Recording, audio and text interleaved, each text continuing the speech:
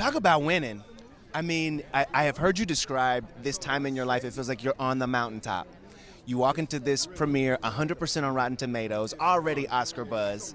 I was talking to Matt earlier, and he said it is kind of like a little deja vu, this being the theater where you premiered Good Will Hunting.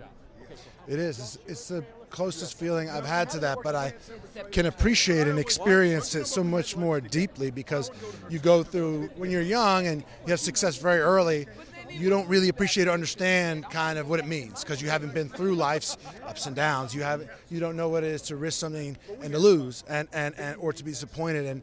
And now, to arrive at this place with this company that we started and to really try to take this philosophy of really valuing the performers and the artists behind the camera in a way that's meaningful and try to change the business a little bit, and then to have this result where my dream come true of Viola Davis in a movie that I direct. It's a lifelong dream, and to work with my best friend and this cast of, it's just I appreciate it. But take me inside the conversation where where Michael Jordan says Viola Davis or nothing at all.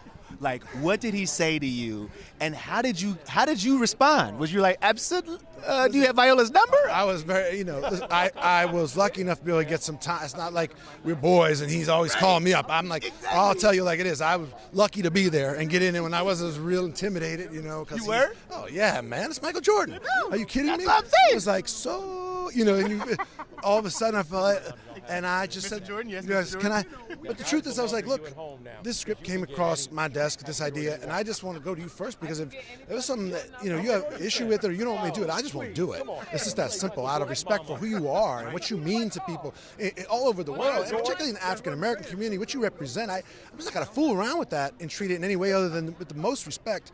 And as when you make a movie out of something that's historical, it's not like a documentary. I'm going to change lines. I'm going to write stuff. It's going to become like a fable. So I want to know from you, what are the things that this is the deal breakers. You cannot change. These are the truths which cannot be violated, and I won't violate them. And it was interesting. He's a guy who was like, he wasn't like, I did this, I did that. He was like about other people who needed to be included. He talked about Howard White. He talked about George Raveling, and he talked about his parents, and in particular, the importance and the role that his mom played. And shame on me for not really realizing that ahead of time. But when he said it, I thought, yep, the whole movie's going to change, and the movie's going to have a different protagonist, and I'm going to change this whole thing to be about, I don't want to give it all away, and then I offhandedly was like, who do you see playing your mother? And he said, Viola Davis.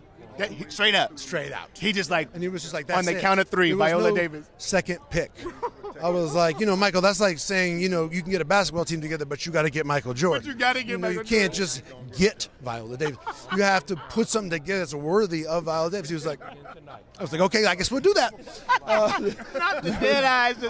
It's just like what, and that's how the guy is. He's like the best, the greatest. I want to show you Straight this up. because you were with us all these years ago. I showed Ben, right? Look at, oh no, get in. There we go. Come on. What am I? Look at I'm a fool. What am I doing? See, that's your, Just young, you know what I'm saying? I know, I didn't realize that, I want to ask you about your friendship, and I'll leave you with this. Because it is not lost on me that you two have remained incredibly close through life's ups and downs. What does it mean to have someone like him to now be in business with in a whole new way, right? To see you through and to see each other through all that life has thrown at you? It means the world to me. I love Matt. He's my best friend, and he's incredibly, what can you say? He's like somebody that you don't need a lot of really good friends in life, but you need one or two that's going to love you and stand by you and is really going to love you and be your friend for who you are, and that's something you can trust and who has integrity. And I'm just very, very lucky, and I love the guy, and to be able to work with him and us to be working together after all these years is a blessing that I do not take for granted. Man, y'all create magic.